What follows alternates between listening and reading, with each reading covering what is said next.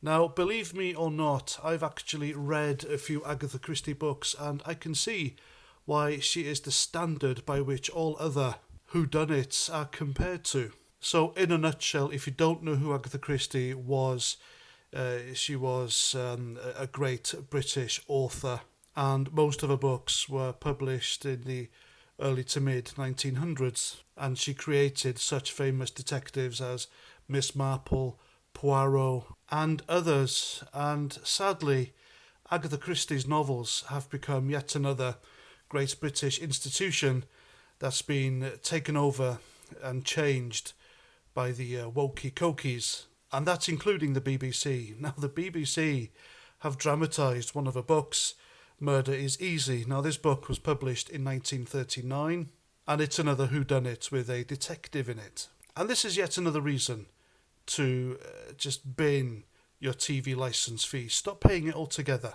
Because what you're doing is you're giving money to the BBC to hate you.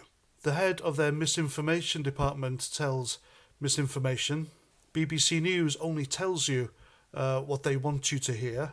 And you're paying Gary Lineker his wages. So, it's a no-brainer, really. And so, as I said, they've dramatised Murder is Easy, and they've turned it woke. They've turned it woke because the detective in it is now he's not a Caucasian anymore. And the backdrop of the story is now something to do with colonialism.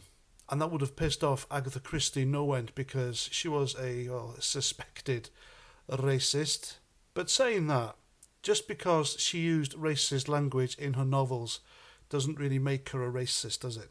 It was just language of the time, and people really need to accept that and get over it. And the BBC, being the BBC, does what it does best, well, depending how you look on it, is that they've taken a story from a British writer and turned it into a political statement. So it's basically anti-British Empire, anti-British colonialism.